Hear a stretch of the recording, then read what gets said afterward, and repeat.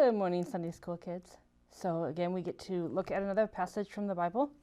If you want to follow along, there's actually 3 different passages you could choose to look at. We've got Matthew 9, 1 through 8, Mark 2, 1 through 12, and Luke 5, 17 through 26. So our story today takes place in a village called Capernaum. So Capernaum was located in Israel, along the northern shore of the Sea of Galilee. A few weeks back we talked about the Sea of Galilee when we were talking about Jesus calling his disciples. So throughout the Gospels, we hear about Jesus teaching in many different places. He taught in the synagogues, he taught on a boat one time, he taught on the hillside. But today in our story, he was teaching in a house. So there were also many Pharisees listening that day as Jesus taught. Now these men, the Pharisees, were teachers of the law.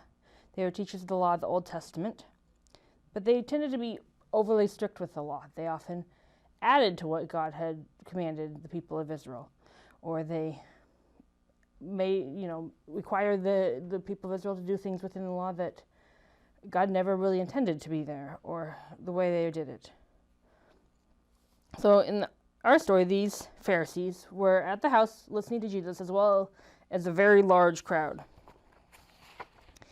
And as Jesus was teaching that day, 4 men came. They were carrying their friend who was paralyzed on a bed or a cot of some sort.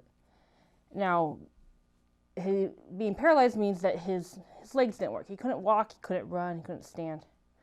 So these men were bringing their friend to Jesus. They were hoping that Jesus could heal their friend. But as they came to the house, they probably looked in the door, they may have walked around, looked in the windows, but the crowd was so big they couldn't get to Jesus. They couldn't find any way in or a path to be able to get to Jesus.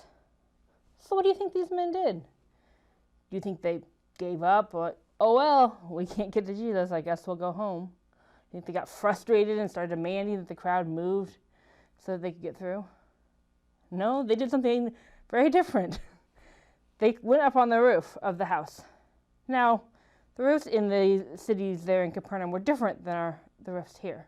They were flat. It was common for people to be up on the roof of the house. They sometimes were used as kind of like an extra room or for various activities. But what they did next was not something that was typical. As they climbed up on the roof of the house, they began taking off the tiles of the roof. They made a hole in the roof of the house. And the people inside were probably wondering, what is going on? What is happening on the roof?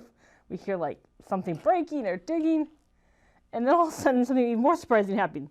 All of a sudden here comes a paralyzed man down on the bed in the middle of the crowd in front of Jesus. Pretty sure the people were probably pretty shocked to see this man just coming through the hole in the roof.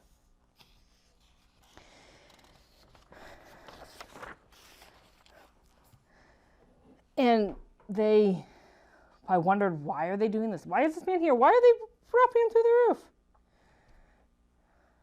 But what Jesus does next is the miracle we're going to see in this story. It's a really amazing, even more amazing part of this story.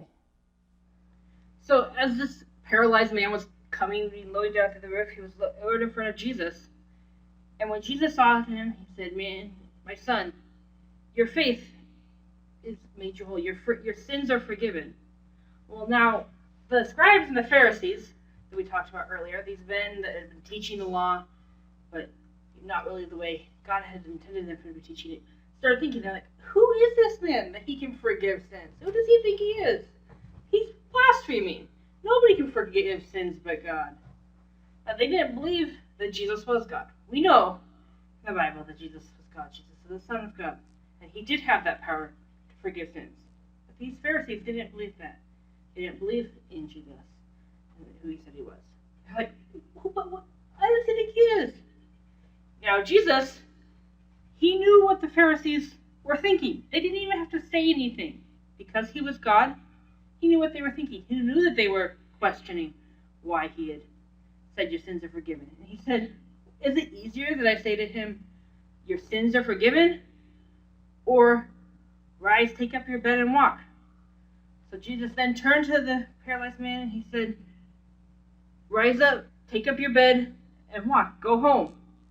And immediately, this man who's paralyzed, he'd never been able to walk, he stood up, he picked up his bed, and he went home, glorifying God. He realized that it was God that had healed him. And we see actually more than just one miracle in the story. We see that God performed a miracle, but it wasn't just one miracle he performed here. He performed the miracle of healing the paralyzed man, something that only God can do. But another miracle was he knew the thoughts of the Pharisees without them even saying anything. And he was able to forgive sins.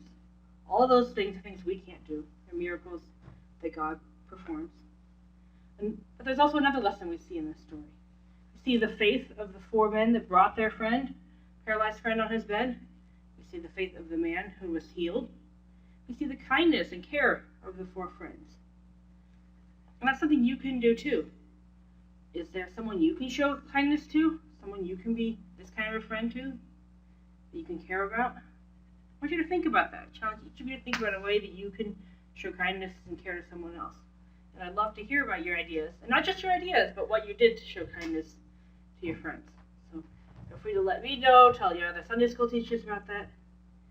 And remember the story of these 4 friends that helped their friend get to Jesus. If it wasn't for those friends, this paralyzed man would have never been able to get to Jesus.